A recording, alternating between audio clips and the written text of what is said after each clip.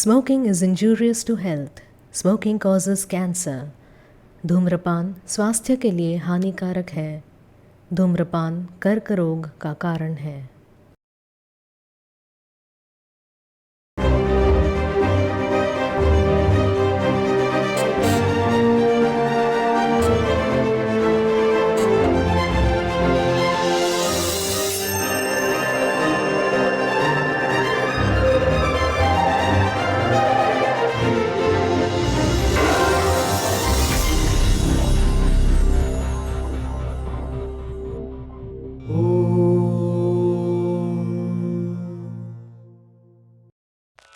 মাঝে মাঝে তব দেখা পাই, কেন মেঘ আসে এ হৃদয় আকাশে, তোমারে দেখিতে দেখিতে দেয় না।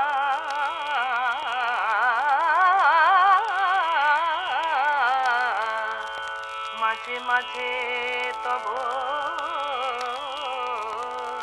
দেখা পাই।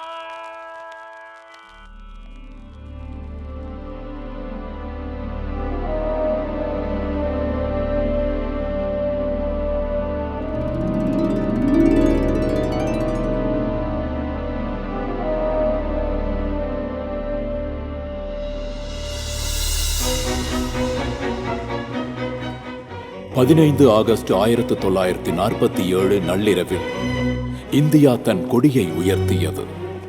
இந்தியா விடுதலை பெற்றது. சுதந்திர இந்தியாவிற்கான போர் வெகுநாள் முன்பே தொடங்கியது.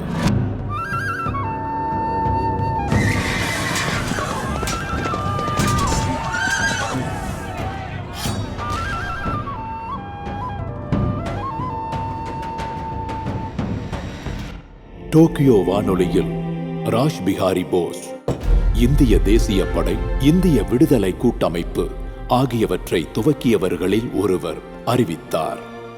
இந்தியாவின் பயனொரு தேசியத்திற்கு காரணமான ஒருவருக்கு என் வணக்கம்.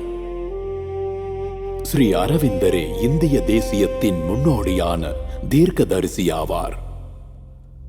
வணக்கம் ஸ்ரீ அரவிந்தோ. வந்தே மாதரம். आखिर में मैं खुदा से दुआ मांगता हूँ कि वो हमारी फौज को आशीर्वाद दे और आने वाली सच लड़ाई में पूरी पूरी फतेह बख्शे. கல்கத்தா பிரசிடென்சி கல்லூரியில் படித்த போது நேதாஜி சுபாஷ் சந்திர போஸ் ஸ்ரீ அரவிந்தரால் பெரிதும் ஈர்க்கப்பட்டார். அவர் எழுதுகிறார், அரவிந்த கோஷ் வங்காளத்தில் மிக பிரபலமான தலைவராக இருந்தார். விடுதலைக்காக அச்சமின்றி குரல் கொடுத்தார் அவர். ஆன்மீகமும் அரசியலும் கலந்து அவருக்கு ஒரு தெய்வீக பொலிவை அளித்தன. அவரது ஆளுமைக்கு அதிக கவர்ச்சியை சேர்த்தன. அரவிந்த கோஷ் என் ஆன்மீக குரு. என் மனதையும் ஆன்மாவையும் அவருக்கும் அவரது லட்சியத்திற்கும் அர்ப்பணித்துள்ளேன். ஸ்ரீ அரவிந்தர் விடுதலை இயக்கத்தில் நேரடியாக ஈடுபட்ட போது அவர் முதல் பிரின்சிபாலாக இருந்த பெங்கால் நேஷனல் காலேஜின் மாணவர்களிடம் நேரடியாக உரையாற்றினார். அவர் ஆற்றிய உரை இந்திய இளைஞர்களுக்கு என்றைக்குமான ஒரு செய்தியாகும். நம் தாய்நாட்டின் சேவையை விட உயர்ந்தது வேறேதும் இல்லை என்று கருதும் தருணம் வந்துவிட்டது. நீங்கள் படிப்பது நாட்டிற்காகவே இருக்க வேண்டும். உடல், மனம், ஆன்மா அனைத்தையும் நாட்டு சேவைக்கே தயார் செய்யுங்கள். நாட்டிற்காக வாழ்வதற்கே சம்பாதியுங்கள். அயல் நாடுகளுக்கு கூட தாய்நாட்டு சேவைக்கே செல்லுங்கள். நாட்டை வளப்படுத்த உழையுங்கள். நாட்டின் மகிழ்ச்சிக்காக துயரை ஏற்றிடுங்கள். அந்த ஒரே அறிவுரையில் எல்லாம் அடங்கியுள்ளது. லண்டன் டைம்ஸ் எழுதியது, வந்தே மாதரம் இதழை துவக்குவதில் அவர் முக்கிய பங்களித்தார். ராஜதுரோக குற்றச்சாட்டுடன் அவர் கைது செய்யப்பட்டு அலிப்பூர் சிறையில் அடைக்கப்பட்டார். விசாரணை ஓராண்டு நீடித்தது. தன் வாழ்வின் நோக்கம் பற்றிய அவரது கருத்தில் உறுதியான மாற்றத்தை அது கொண்டு வந்தது. நோபல் பரிசு பெற்ற ரவீந்திரநாத் தாகூர் ஸ்ரீ அரவிந்தருக்கு தன் வணக்கங்களை அர்ப்பணித்தார்.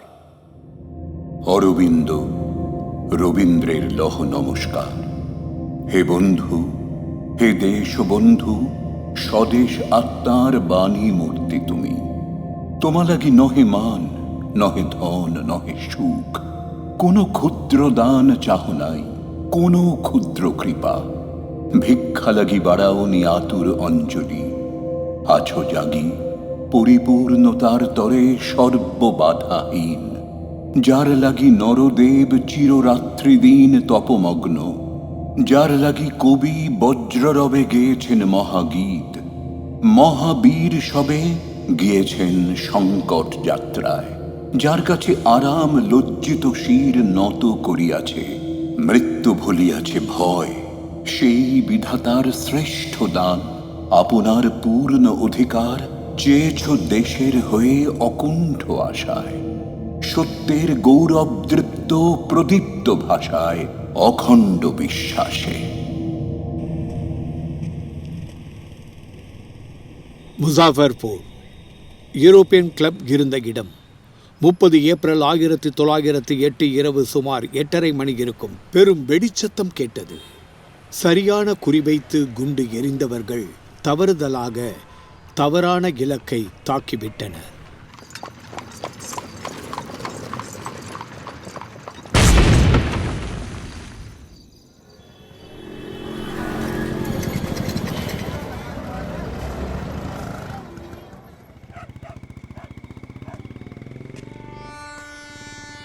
குதிராம் போஸ், பிரஃபுல்லோ சாக்கி இருவரும் பிரிட்டிஷ் மேஜிஸ்ட்ரேட் டக்ளஸ் கிங்ஃபோர்ட் என்பவரை கொல்லும் முயற்சியில் கிங்ஸ்ஃபோர்ட் போவதாக நினைத்து ஒரு கோச் வண்டி மீது குண்டெறிந்தனர்.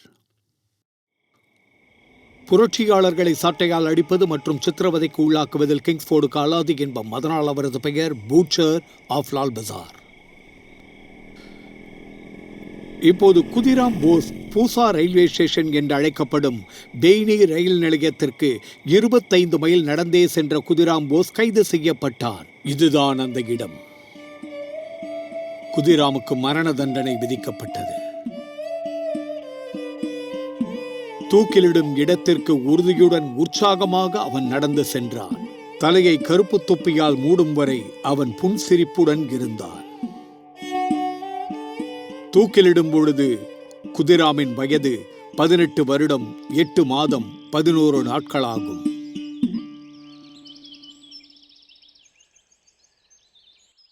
இந்த இடம்தான் மொகாமா. இந்த இடத்தில்தான் பிரஃபுல்லோ சாக்கி கைதாவதற்கு முன் தன்னைத்தானே சுட்டுக் கொண்டான்.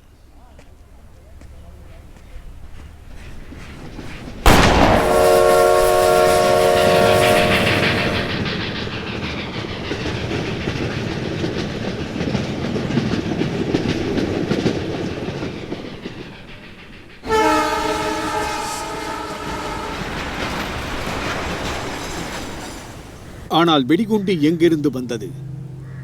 ஜொஷிடி ரயில் நிலையம் ஜார்க்கண்டில் உள்ள தேவ் நகரை மற்ற நகர்களுடன் இணைக்கிறது. அது 1908 ஆரம்பம்.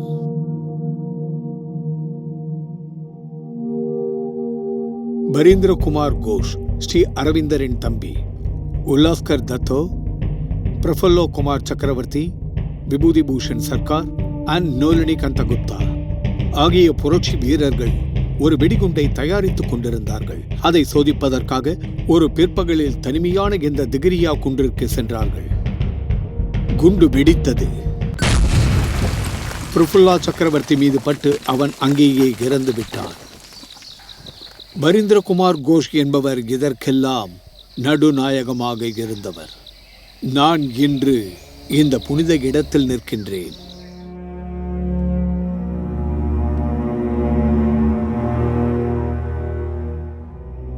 பல ஆண்டுகளுக்கு பின் சார்ல்ஸ் டெகார்ட் துப்பறியும் இலாக்கா தலைவராக இருந்தவர். அவர் அந்தமான் செல்லுலார் சிறைக்கு ஒப்புதல் வாக்குமூலங்களை பெறச் சென்றார்.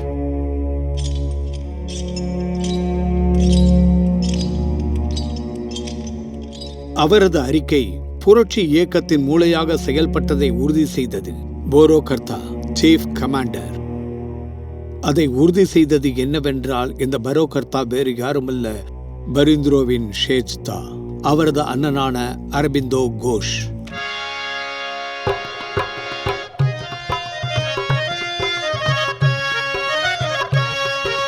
शहीदों के खून आज ये पुकारा, उठाए जंगी नारा।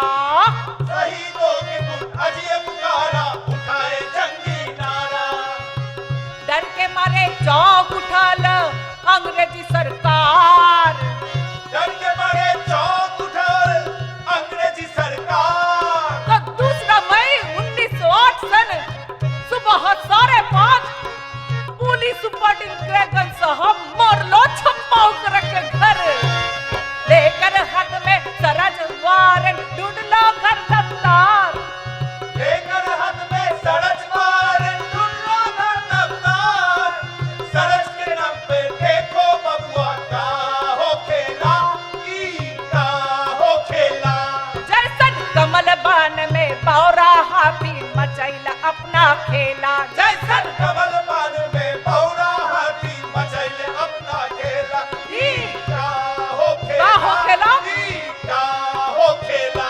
पूछो सबूत ना मिलो खास, बगैर चिट्ठी अखबार कागजात और किताब, बिगड़ लो साहब का दिमाग, बड़ी डांट लो उनके खिलाफ। का हो खेला, ई का हो खेला। अचानक एक सिपाही का मिलल मिट्टी का एक ढेला, अचानक एक सिपाही का मिलल मिट्टी का एक ढेला।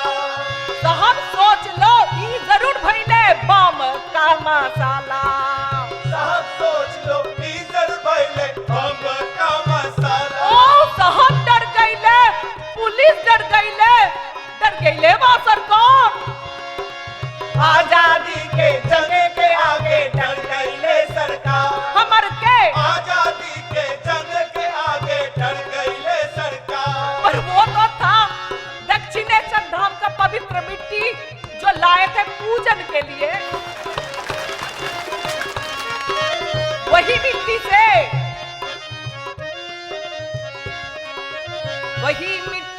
अंग्रेज डर गए लेवा। का हो खेला, ई का हो खेला। डर के मारे चीखे करेगा, ओकरा के कमर पे लगाओ रस्सी और ले चलो लाल बाजार। का हो खेला, ई का हो खेला। अरे बिना वारंट सबके बजाए कर लो रे गिरफ्तार, कर लो रे गिरफ्तार, कर लो रे गिरफ्तार, कर लो रे फिर गिरफ्तार। तक कमिश्नर हॉलिडे साहब हुक्म कर लो, ओकरा के अभी भर दो जेल, कोई न मिलब उनसे, बात न करम, भेजो सल्टन से।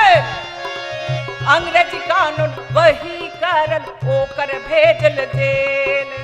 अंग्रेजी कानून वही करल, ओकर भेजल जेल।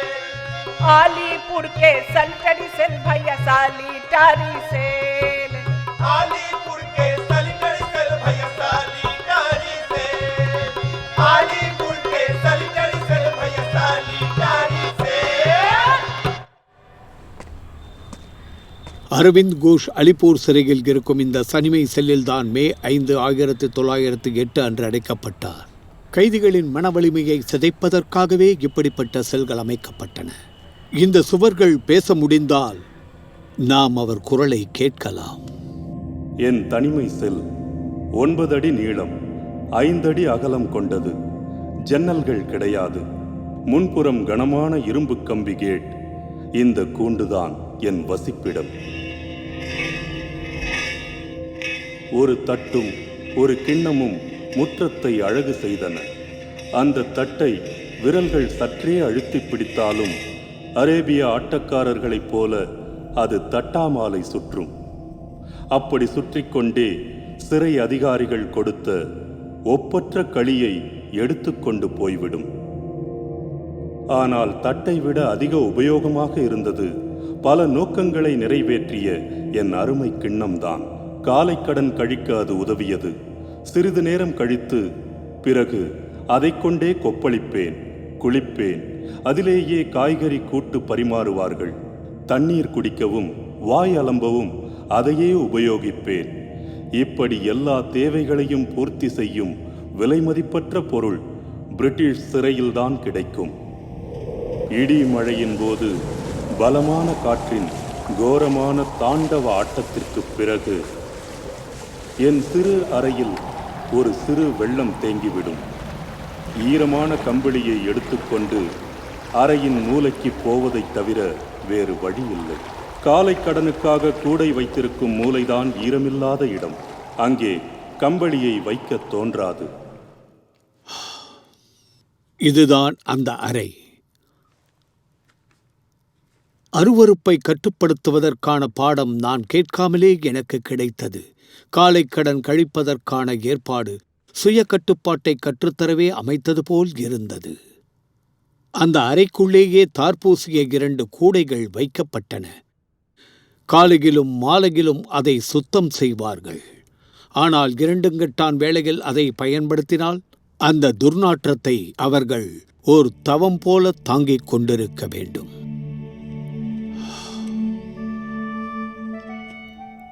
பிரிட்டிஷ் நிர்வாகம் பயந்து நடுநடுங்கியது.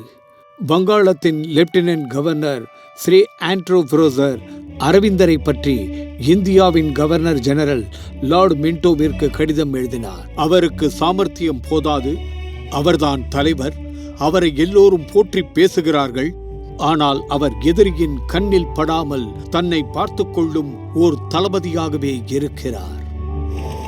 ஸ்ரீ அரவிந்தரை வழக்கிலிருந்து காப்பாற்ற சமூகத்தின் பல தட்டு மனிதர்களும் ஒன்று சேர்ந்து நிதி திரட்டினார்கள். அலிப்பூர் பாம் கேஸ் இந்த வருடம் முடிவதற்குள் தீராது போலிருக்கிறது.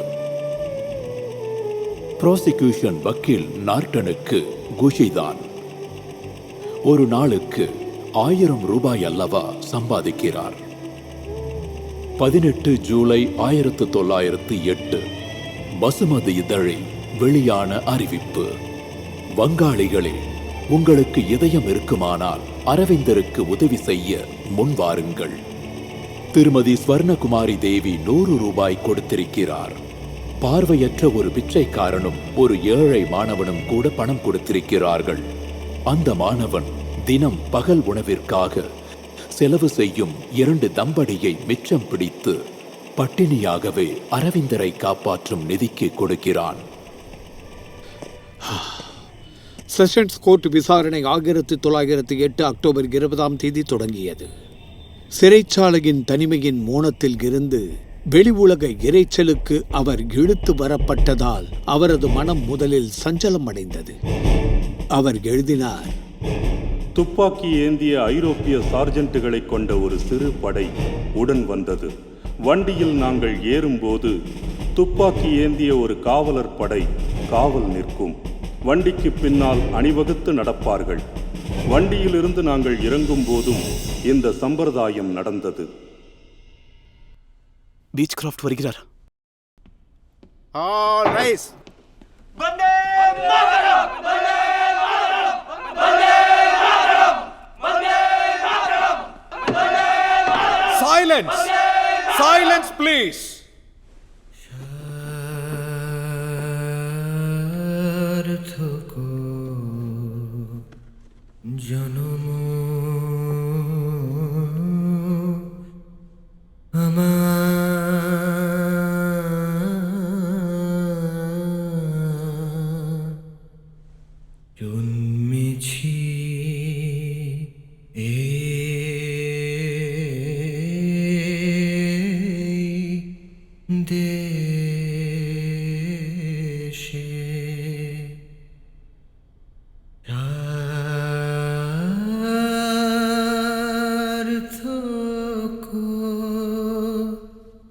Please!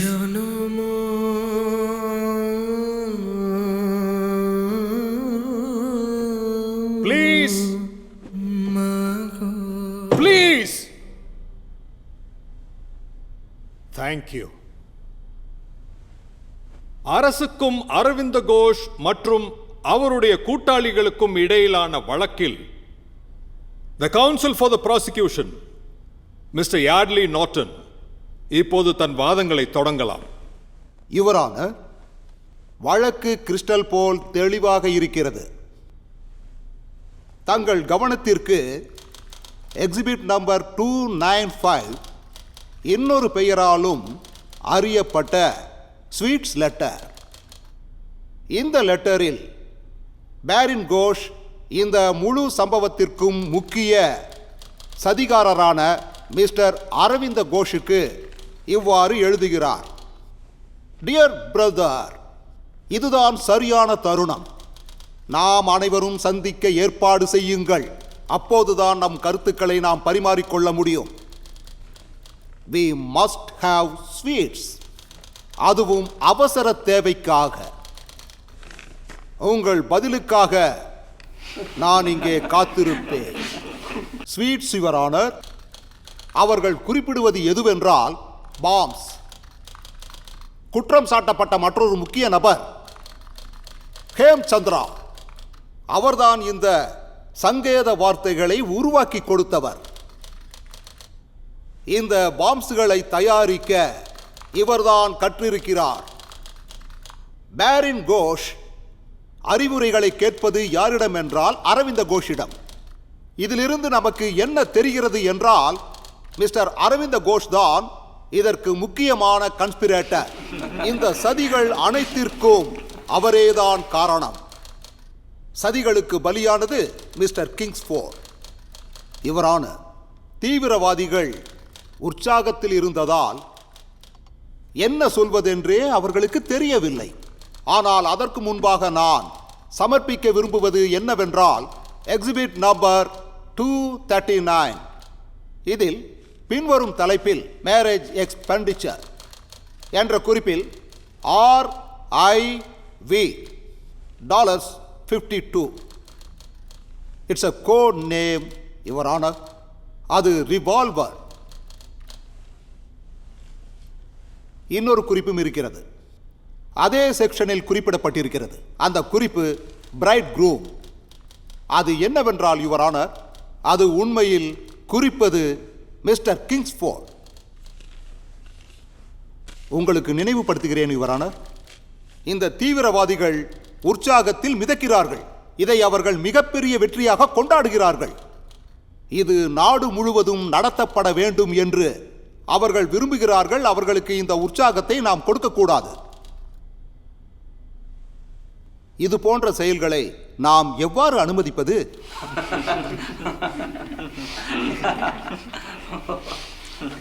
அவருடைய சிறை வாசத்தின் போது அரவிந்தரின் வாழ்க்கையில் மிகப்பெரிய மாற்றம் நிகழ்ந்தது.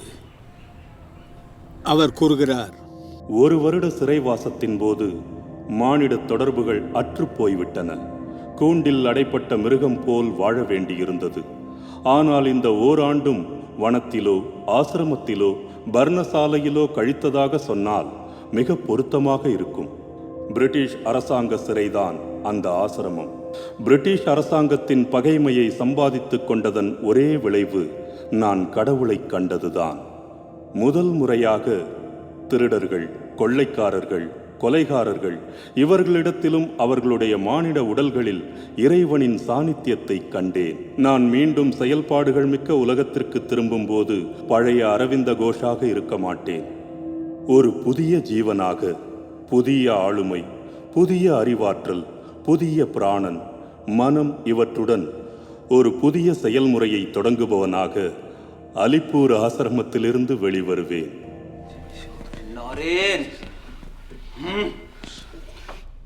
He has stand approved.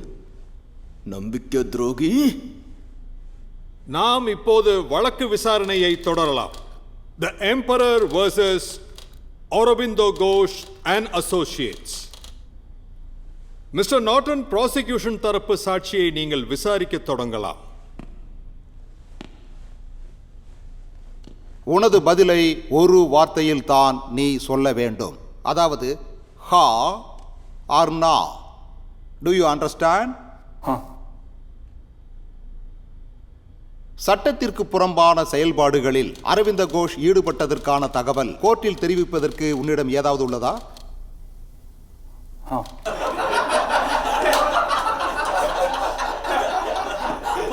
இப்போது நீ சொல்வாயா, அரவிந்த கோஷ் என்பவர்தான் அண்மையில் நடந்த கொள்ளைகளுக்கு பின்னால் மூளையாக இருந்து செயல்பட்டவர் என்று? இதை உன்னால் உறுதியாக சொல்ல முடியுமா? அவன் என்ன சொல்றான்? பச்சை பொய், இது பொய். Silence, silence. விசாரணையை தயவு செய்து தடங்கல் செய்யாதீர்கள். Counsel, please continue. அரவிந்த கோஷின் மற்றொரு பெயர்தான் படா கர்த்தா.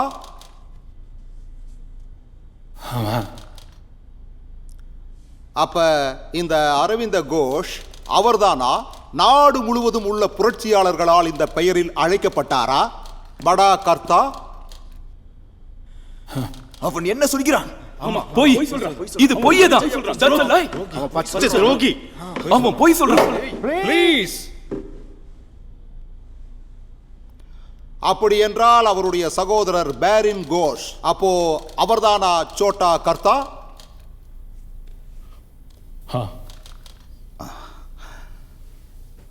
யுவர் நான் இதை உங்களுக்கு தெரிவிக்க விரும்புகிறேன்.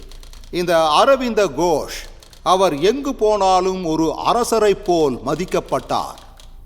உண்மையில் அவர் மதிக்கப்பட்டது வங்காளத்திற்கான தலைவராக மட்டுமல்லாமல் இந்த நாடு முழுவதற்கும் தலைவராக மதிக்கப்பட்டார்.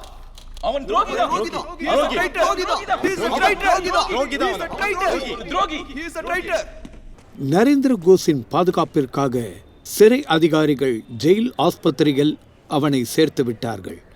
கனைலால் தத்தோ, சத்யன் போஸ் இருவரும் நோயாளிகள் போல் நடித்து சிறை மருத்துவமனைக்கு சென்று விட்டார்கள். இரவு நேரம், ஜெயில் ஆஸ்பத்திரி. கனைலால் தத்தா, சத்யன் போஸ் இருவரிடம் மறைவாக 2 ரிவால்வர்கள். நரேன் கோஷனை மடக்குகிறார்கள். நரேன் சுடப்படுகிறான்.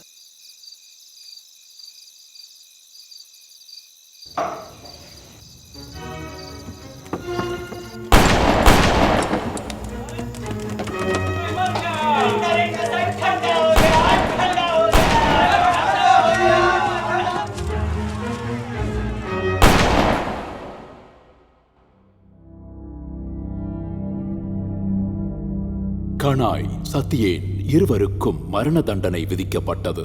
கனாய் 1908 நவம்பர் 10 அதிகாலையில் தூக்கிலிடப்பட்டான். நேரடியாக பார்த்தவர்களின் அறிக்கை சொல்கிறது, அவன் கடைசி நாட்களில் மிக அமைதியாக இருந்தான்.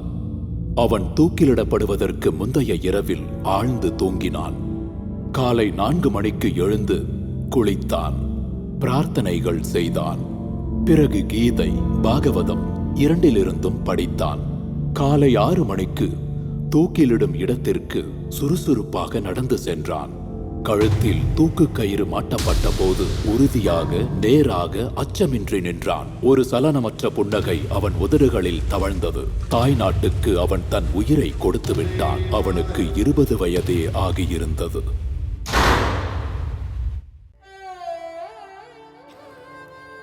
தூக்கிலிடும் சுருக்கு கயிற்றை சரி செய்ததை தடுத்து ஆச்சரியப்படும் வகையில் அவனே அமைதியுடனும் கம்பீரமாகவும் கழுத்தில் அதை மாட்டிக்கொண்டானாம். அமைதியான புன்னகையால் அவன் முகம் ஒளி வீசியதாம். சாட்சியாக இருந்த ஒரு ஆங்கிலேயன், இவனை போல் இன்னும் எத்தனை பேர் உங்களிடம் இருக்கிறார்கள் என்று பரினை கேட்டான். அப்ரூவரான கோஷனை கொன்றதற்காக நேற்று தூக்கில் இடப்பட்ட கனாயின் இறுதிச் சடங்கில் நடந்தவற்றை நாம் கற்பனை கூட செய்ய முடியாது. திறந்த முகத்துடன் அவன் உடல் சாலைகள் வழியே கொண்டு செல்லப்பட்டது. ஆயிரக்கணக்கான மக்கள் சூழ்ந்து வர முக்காடிட்ட பெண்கள் மூடிய வண்டிகளில் பின்தொடர்ந்தனர். துக்கத்தில் கலந்து கொள்ள 10,000 பேருக்கு மேல் கூடினர். அதில் பாதி அளவு பெண்கள் அவன் முகத்தை பார்க்க முண்டியடித்தார்கள். உடல் நெய் ஊற்றிய சந்தனக்கட்டைகளில் வைத்து தகனம் செய்யப்பட்டது. அதிகாரிகளுக்கு அரசாங்க ஆணையை சில தீவிரவாதிகள் மீறப்போகிறார்கள் என்பது தெரிய வந்தது. சத்யேந்திராவின் இறுதிச் சடங்கில் செக்ஷன் 144 பிறப்பிக்கப்பட்டு போலீசார் இரவு முழுவதும் நோட்டீஸ் ஒட்டுவதில் மும்முரமாக இருந்தார்கள். சிறைவாசத்தின் போது ஸ்ரீ அரவிந்தரின் வாழ்க்கைக்கு 2 முற்றிலும் வேறுபட்ட தன்மைகள் இருந்தன. ஒரு அம்சம் எல்லோருக்கும் தெரியும்படி இருந்தது, மற்றொன்று ஸ்ரீ அரவிந்தருக்கு மட்டுமே தெரியும். வெளி உலகில் அவரை பற்றி பலவிதமான கவலைகளும் செய்திகளும் வதந்திகளும் பரவிக் கொண்டிருக்க ஸ்ரீ அரவிந்தர் எதிலும் பட்டுக்கொள்ளாமல் தனக்குள்ளே ஆழமாக சென்று இந்திய ஆன்மீக உண்மைகளை உணர்ந்து கொண்டிருந்தார். ஒரே நிகழ்வின் மூலம் பல நோக்கங்களை இறைவன் நிறைவேற்றுகிறான் என்பதை கண்டார். யோக பயிற்சியால் பலவீனத்தை வெல்ல முடியும் என்பதை கண்டார். அத்தகைய ஒரு மனோபாவத்தையும் மங்கள் மாயா மீதான நம்பிக்கையையும் தனிமை சிறைவாசம் கூட பாதிக்கவில்லை. சிறையில் தியானம் செய்தபோது சுவாமி விவேகானந்தர் சூட்சுமமாக வந்தார் என்று ஸ்ரீ அரவிந்தர் கூறுகிறார். சிறையில் 2 வாரங்கள் வரை விவேகானந்தரின் குரலை இடைவிடாது நான் கேட்டேன். அந்த குரல் ஆன்மீக அனுபவங்களில் ஒரு முக்கியமான கட்டத்தை பற்றி பேசியது. நான் விவேகானந்தரின் சாநித்தியத்தை உணர்ந்தேன். பேருண்மையின் உணர்வான உயர் உணர்வை பற்றி அவர் எனக்கு கற்பித்தார். சுவாமி விவேகானந்தர் ஒரு முறை கூறினார், உலகின் சரித்திரம் என்பது தன்னம்பிக்கை கொண்டிருந்த ஒரு சிலரின் சரித்திரமே ஆகும். வெடிகுண்டு போன்ற ஒரு வார்த்தை உபனிஷதத்தில் இருந்து வெளிப்பட்டு அறியாமையில் மூழ்கி உள்ள மக்கள் மீது வெடிப்பது போல இருக்குமானால் அது அச்சமின்மை என்ற வார்த்தைதான். ஸ்ரீ அரவிந்தர் முற்றிலும் அச்சமற்றவராக ஆகிவிட்டார். Mister Norton, you may proceed. Prosecution தரப்பில் ஒரு ஆதாரத்தை தாக்கல் செய்ய விரும்புகிறேன். ஒரு அந்தரங்க கடிதம் எழுதியிருக்கின்றார் அரவிந்த கோஷ் தன் மனைவி மிர்னாலினிக்கு. இந்த கடிதத்தில் he talks about madness. அவர் ஒரு சராசரி மனிதர் அல்ல. I present exhibit 299/9. இந்த பர்சனல் லெட்டரில், அதாவது அரவிந்த கோஷ் மிரினாளினிக்கு எழுதியது. அவர் இந்த பைத்தியக்காரத்தனங்களை பற்றி எழுதியிருக்கிறார். இதுதான் முதலாவது. கடவுள் எனக்கு கொடுத்துள்ள கல்வி, அறிவாற்றல், சாதனைகள், செல்வம் எல்லாம் அவருடையவை. என் 2வது பைத்தியக்காரத்தனம், எப்படியாவது கடவுளை நேரில் தரிசிக்க வேண்டும். என் 3வது பைத்தியக்காரத்தனம், மற்றவர்கள் இந்த நாட்டை புல்வெளிகள், வயல்கள், வனங்கள், குன்றுகள், ஆறுகள் இவற்றால் நிரம்பிய வெறும் ஜடப்பொருளாக பார்க்கும்போது நான் என் நாட்டை தாயாகவே மதிக்கிறேன், வணங்குகிறேன், போற்றுகிறேன். இது இன்று புதிதாக வந்த உணர்வில்லை. நான் அதனுடனே பிறந்தேன். அது என் எலும்பின் உள்ளேயே இருக்கிறது. இந்த உயர்ந்த லட்சியத்தை நிறைவேற்றவே கடவுள் என்னை பூமிக்கு அனுப்பியுள்ளார். இந்த செல்லினுள் அவர் அடைப்பட்டிருந்த போது ஸ்ரீ அரவிந்தர் இறைவன் எங்கும் இருப்பதையும் சிரத்தையும் நம்பிக்கையும் ஆத்ம சமர்ப்பணமும் ஒருவரை முழுமையாக்கும் வழிகள் என்பதையும் உணர்ந்தார். இந்த 12 மாதங்களில் கிடைத்த அனுபவத்தின் விளைவாக செயல்பாடுகள் நிறைந்த உலகுக்கு திரும்பும்போது 10 மடங்கு நம்பிக்கையுடனும் இந்தியாவின் மேன்மை பற்றிய அதிக புரிதலுடனும் மானிட பண்பு, தாய்நாட்டின், மனித குலத்தின் வருங்கால முன்னேற்றம் ஆகியவற்றின் மீது அதிகரித்துள்ள மதிப்புடனும் நான் விளங்குவேன். அதன்பின் நான் எதிர்பாராத ஒன்று நடந்தது. எனக்காக வாதாட செய்யப்பட்டிருந்த ஏற்பாடுகள் திடீரென்று மாறின. வேறொரு வக்கீல் எனக்காக வாதாட வந்தார். அவர் என் நண்பர். அவர் வருவது எனக்கு தெரியாது. தன் தொழிலை ஒதுக்கிவிட்டு வேறு சிந்தனையின்றி பல மாதங்களாக இரவில் கண் விழித்து உழைத்து தன் உடல் நலனை கெடுத்துக்கொண்டு என்னை காப்பாற்றிய அவரை நீங்களெல்லாம் அறிவீர்கள். ஸ்ரீஜுத் சித்தரஞ்சன் தாஸ். மிஸ்டர் தாஸ், உங்கள் முடிவுரையை நீங்கள் தொடங்கலாம். Thank you sir. May I your honour, என் வாதங்களை நிறைவு செய்கிறேன். நான் படிக்கப் போகும் இந்த அறிக்கையை எழுதியவர் ஸ்ரீ அரவிந்த கோஷ். விடுதலைக்காக ஆர்வம் கொள்வதும் ஒருவர் விடுதலையை உபதேசிப்பதும் குற்றமானால் நானும் குற்றவாளிதான். என்னையும் தண்டியுங்கள். ப்ராசிக்யூஷன் தரப்பு வாதங்களிலோ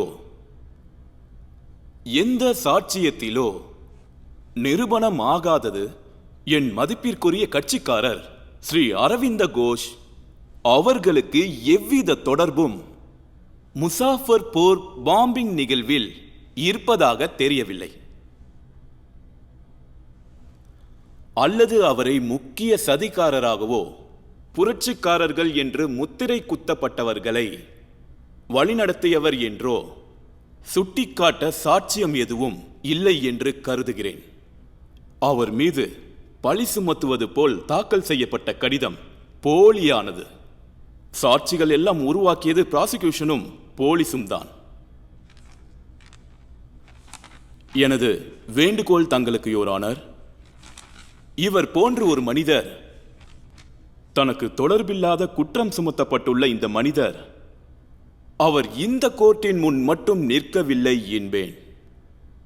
அவர் நின்று கொண்டிருப்பது சரித்திரத்தின் கோர்ட்டின் முன். இந்த சர்ச்சை அடங்கி இந்த குழப்பமும் கிளர்ச்சியும் ஓய்ந்து போய் வெகு நாட்களுக்கு பிறகும், ஏன் எண்ணற்ற ஆண்டுகளுக்கு பிறகும் அவர் இந்த மண்ணை விட்டு மறைந்து போனாலும் இவர் மிகவும் போற்றப்படுவார். தேசப்பற்றை பாடிய கவியாக போற்றப்படுவார். தேசிய உணர்வுக்கு வழிகாட்டிய முன்னோடியாக, மனித குலத்தை நேசித்தவராக. எனவே கணம் நீதிபதி அவர்களே, தீர்ப்பை பரிசீலனை செய்யுங்கள். அண்ட் ஃபார் யூ ஜென்டில்மேன், உங்கள் பரிந்துரையை பரிசீலியுங்கள்.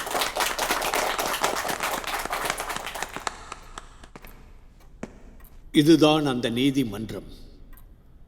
அந்த காலகட்டத்தின் மிக நீண்ட விசாரணைகளில் இதுவும் ஒன்று. 400 பக்கங்கள் கொண்ட பத்திரங்கள், 300க்கும் மேற்பட்ட சான்று ஆவணங்கள், கை துப்பாக்கிகள் ஆகியவை தாக்கல் செய்யப்பட்டன.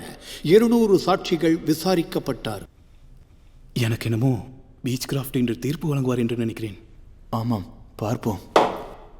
இந்த வழக்கில் குற்றம் சாட்டப்பட்டவர்களில் அரவிந்த கோஷ் மிக முக்கியமானவராக பார்க்கப்படுகிறார். ப்ராசிக்யூஷன் தரப்பில் மற்ற எல்லோரையும் விட இவரைத்தான் குற்றவாளி என்று நிரூபிக்க துடிக்கிறார்கள். இவர் குற்றவாளி கூண்டில் இல்லை என்றால் இந்த விசாரணை எப்போதோ முடிந்திருக்கும் என்பதில் சந்தேகமில்லை. இந்த காரணத்திற்காகவும் அவரை பற்றிய வழக்கின் முடிவு குற்றம் சாட்டப்பட்டுள்ள மற்றவர்களுடன் அவருக்கு உள்ள தொடர்பை சார்ந்திருப்பதாலும் இதன் முடிவை கடைசியாக எடுத்துக்கொண்டேன். அவர் மட்டும் இல்லை என்றால் இதன் முடிவை முதலிலேயே எடுத்திருக்கலாம். அவருக்காக வாதாடியவர்கள் அவரை ஒரு புரட்சி வீரர், வேதாந்தி என்றெல்லாம் போற்றுகிறார்கள். மிஸ்டர் தாஸ் கூறுகிறார், மக்களின் விருப்பத்திற்கு மாறான ஒரு அரசாங்கம் இருக்க முடியாது என்ற ஐரோப்பிய தத்துவவாதிகள் கருத்துதான் இங்கும் பொருந்தும் என்று அவர் அழுத்தமாக கூறுகிறார். அரவிந்தருக்கு எதிராக உள்ள முக்கியமான பாயிண்ட்டுகள் எவை? கடிதங்களில் ஏராளமாக பணம் தேவைப்படக்கூடிய ஒரு இயக்கம் பற்றிய சூசகமான குறிப்புகள் உள்ளன. குற்றம் சாட்டப்பட்ட மற்றவர்களுடன் அவரது தொடர்பை நிரூபிக்க தாக்கல் செய்யப்பட்ட சாட்சியங்கள், கடிதங்கள், தந்திகள், அரவிந்த கோஷனுடைய பெயருக்கு வரவே வராத கடிதங்கள், அவர் வீட்டிலிருந்து எடுக்கப்பட்ட ஒரு பழைய நோட்டிலிருந்து ஒரு கிறுக்கல், இவற்றையெல்லாம் வைத்து பார்க்கும்போது ப்ராசிக்யூஷன் சமர்ப்பித்துள்ளவற்றை கொண்டு இந்த சதியில் அவருக்கு தொடர்பு உண்டு என்று நிரூபிக்கப்பட்டதாக சொல்வதற்கு தயங்குகிறேன்.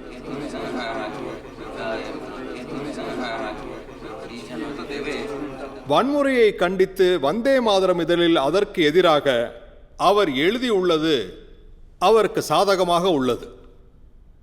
இதில் கேள்வி என்னவென்றால், அவருடைய நாட்டின் மறுமலர்ச்சிக்காக அவர் எழுதியதும் பேசியதும் அவருக்கு எதிராக கொடுக்கப்பட்ட சாட்சியங்களும் அவருக்கு இந்த சதியில் தொடர்பு இருந்தது என்று காட்ட போதுமானவையா என்பதைத்தான் நாம் இப்போது யோசித்து பார்க்க வேண்டும். ஒட்டுமொத்தமாக எல்லாவற்றையும் கவனத்தில் கொண்டால் இத்தனை மோசமான குற்றத்தை இவர் செய்தார் என்று நிரூபிக்க போதிய ஆதாரம் இல்லை என்பதே என் கருத்து. இப்படிப்பட்ட குற்றத்தை அவர் செய்திருக்க மாட்டார்.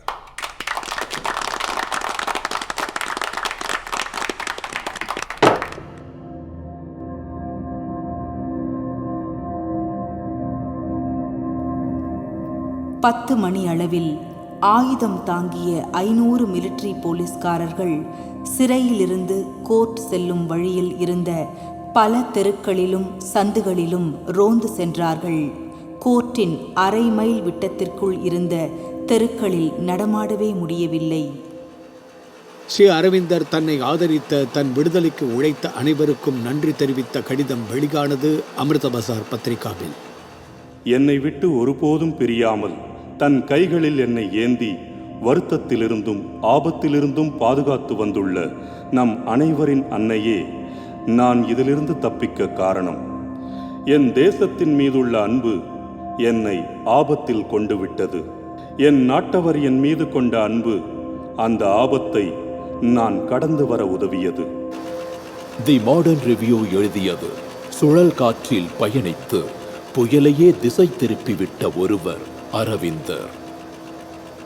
இந்திய அரசியல் தலைவர்களில் முழுமையான சுதந்திரத்தை கோருவதில் எந்த தயக்கமும் காட்டாத ஒரே ஒருவர் அரவிந்தர் மட்டுமே.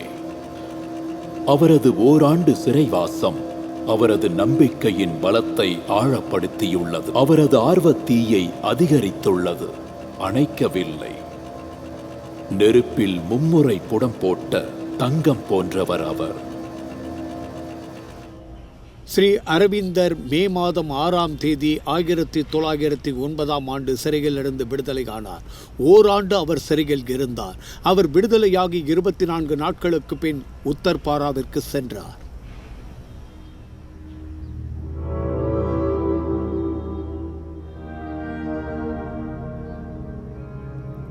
அங்கே சிறையில் தான் பெற்ற உள்முக விழிப்பையும் ஆன்மீக அனுபவத்தையும் தெரிவித்தார்.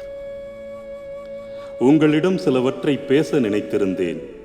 இப்போது அதை பேசுவேனா என்று தெரியவில்லை. இந்திய தேசம் முழுமைக்கும் நான் பேச வேண்டும். நான் சிறை சென்றபோது நாடு முழுவதும் வந்தே மாதரம் கோஷத்தால் உயிர்த்திருந்தது. சிறையில் என்னுள்ளிருந்து இறைவனின் குரல் காத்திருந்து பார் என்று கூறியது. பிறகு எனக்கு கீதை கிடைக்கும்படி அவன் செய்தான். அவனது பலம் என்னுள் புகுந்தது. கீதையின் வழியில் என்னால் யோகம் புரிய முடிந்தது. அர்ஜுனனிடமும் கண்ணனின் பணி செய்ய விரும்புபவரிடமும் அவன் கோருவதை புத்திபூர்வமாக அறிவது மட்டுமின்றி அனுபவத்திலேயே அதை உணரவும் வைத்தான். ஸ்ரீ அரவிந்தர் தான் சிறையில் இருந்தபோது பெற்ற அனுபவங்களை கூறினார். சனாதன தர்மம் என்பது வாழும் முறையே ஆகும். அது ஒரு நம்பிக்கை என்பதை விட வாழும் வழி என்பதே சரியாகும். என்னை மக்களிடமிருந்து பிரித்த சிறையை நோக்கினேன். அதன் உயர்ந்த சுவர்கள் என்னை சிறையிடவில்லை. இல்லை, வாசுதேவனே என்னை சிறைப்படுத்தியிருந்தான். என் செல்லுக்கு முன்புறம் மரக்கிளையின் கீழே நடந்தேன். அது மரமாக இல்லை, வாசுதேவனே, ஸ்ரீ கிருஷ்ணனே அங்கு நின்று என் மீது நிழல் பரப்பியதை அறிந்தேன். என் சிறை கதவை பார்த்தேன். வாசுதேவனே சிறை கதவாக இருப்பதை பார்த்தேன். அந்த நாராயணனே கதவாக இருந்து என்னை காவல் காத்து நிற்பதை பார்த்தேன். சிறை கைதிகளான கொள்ளைக்காரர்களையும் கொலைகாரர்களையும் நோக்கிய போது அவர்களின் இருண்ட ஜீவன்களிலும் முறைகேடான உடல்களிலும் வாசுதேவனே நாராயணனே இருக்கக் கண்டேன். வழக்கு விசாரணை தொடங்கிய போது நீதிபதியின் இருக்கையில் வாசுதேவனே நாராயணனே அமர்ந்திருக்கக் கண்டேன். பிராசிக்யூஷன் வக்கீலை நோக்கினேன். பிராசிக்யூஷன் வக்கீலை நான் அங்கு பார்க்கவில்லை. என் நண்பனும் அன்பனும் ஆகிய ஸ்ரீ கிருஷ்ணனே அங்கு அமர்ந்து என்னிடம் இப்போதும் பயமா என்று புன்னகையுடன் கேட்டான். எல்லா மனிதர்களிடமும் நானே இருக்கிறேன். அவர்கள் செய்வதையும் பேசுவதையும் நானே கட்டுப்படுத்துகிறேன் என்றான்.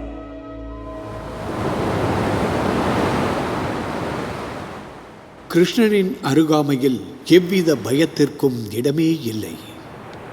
இல்லையெனில் மரணம் காத்திருக்கும் அக்கணத்தில் இப்படி ஒரு கவிதையை எழுத முடியுமா? சுழன்றடிக்கும் சூறைக்காற்றின் நடுவே குன்றிலேறி பொட்டலை நோக்கி போகிறேன். யார் என்னுடன் வருவார்கள்? யார் என்னுடன் ஏறுவார்கள்? ஓடையில் அலைந்து கொண்டு பனிப்பாதையை மிதித்துக் கொண்டு செல்ல கதவுகளும் சுவர்களும் நெருக்கும் உங்கள் நகரங்களின் சிறு வட்டத்தினுள் நான் வாழ மாட்டேன். எனக்கு மேலே இறைவன் நீலவானமாய் வெறுகிறான். காற்றும் புயலும் என் வழியை மறிக்கின்றன. நான் எனக்குரிய இடத்தில் தனிமையில் களிப்புறுவேன். முறிந்து போன முயற்சிகளையும் துணையாய் கொள்வேன். யாருக்கு பரந்த வாழ்க்கை வேண்டும்? யாருக்கு சுதந்திர வாழ்க்கை வேண்டும்? பெரும் காற்று வந்து மோதும் உயரமான இக்குன்றில் ஏறி வாருங்கள். புயலின் தலைவன் நான், மலைக்கும் அதிபதி. விடுதலையின் பெருமிதத்தின் ஜீவனும் நானே. என் ராஜ்யத்தில் பங்கேற்று உடன் நடந்து வருபவர், உறுதியுடன் இருப்பவராய், ஆபத்தின் தோழராய் இருக்க வேண்டும்.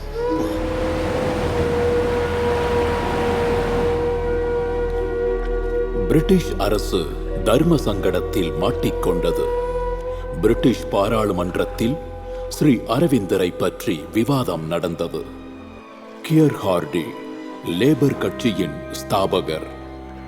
மேலும் ஜேம்ஸ் ராம்சே மெக்டொனால்டு பின்னாளில் பிரிட்டன் பிரதமரானவர் மற்றும் சில தலைவர்கள் அவரை பாராட்டவும் செய்தார்கள். ஸ்ரீ அரவிந்தர் பற்றியும் இந்த வழக்கை பிரிட்டிஷ் அரசு கையாண்ட விதம் பற்றியும் மெக்டொனால்டு பல கேள்விகளை கேட்டார். இந்தியாவின் வைஸ்ராய் மற்றும் governor general lord Minto, lord Morley, secretary of state இருவரும் எழுதிக் கொண்ட கடிதங்களே அத்தாட்சி. லார்ட் மின்டோ லார்ட் மோர்லேக்கு 1910 ஏப்ரல் 14 எழுதிய கடிதம். காமன்ஸ் ஹவுஸில் அரவிந்த் கோஷ் பற்றி கேள்விகள் கேட்டது எனக்கு ஏமாற்றத்தை ஏற்படுத்துகிறது. இப்போது நாம் கையாள வேண்டிய நபர்களில் மிகவும் ஆபத்தானவர் அவர். மாணவர்களிடம் அவருக்கு அதிக செல்வாக்கு இருக்கிறது. அவருடைய நண்பர்கள் அவரை மீண்டும் அரசியலுக்கு வர செய்வதற்கு முயற்சித்தார்கள். ஆனால் அதற்கு பலன் இல்லையாம். லார்ட் மோர்லே எழுதிய பதில்: அரவிந்தரை பொறுத்தவரை அவருக்கு இங்கிலாந்தில் அனுதாபம் இருப்பதாக நீங்கள் நினைத்தால் அது தவறு. அது முக்கியமல்ல.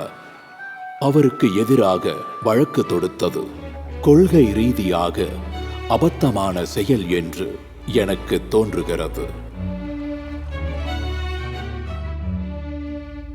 பிரிட்டிஷ் அரசு சலிப்படைந்தது. ஸ்ரீ அரவிந்தரை நிரபராதி என்று கூறி கோர்ட் விடுதலை செய்துவிட்டது. அவர் இருக்கும் இடம் தெரியவில்லை. அவர் மாயமாகிவிட்டார்.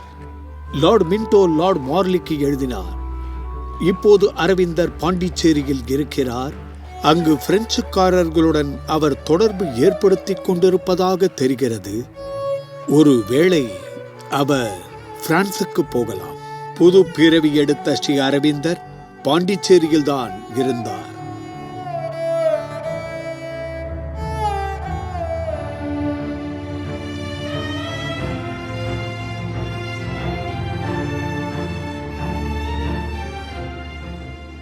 பாண்டிச்சேரிக்கு போ என்ற கட்டளை என்னுள் ஒலித்தது. அதை நான் மீற முடியாது. அது ஸ்ரீ கிருஷ்ணனின் கட்டளை. ஆசிரமம் அமைத்து யோக நெறியில் வாழவே அவன் கட்டளையிட்டான் என்று பிற்பாடு தெரிந்து கொண்டேன். 15 ஆகஸ்ட் 1947 அன்று இந்தியா சுதந்திரம் அடைந்தது. அதற்கு முந்தைய நாள் ஆகஸ்ட் 14 அன்று நாட்டிற்கு ஒரு செய்தி விடுக்குமாறு ஸ்ரீ அரவிந்தரை அகில இந்திய வானொலி கேட்டுக்கொண்டது.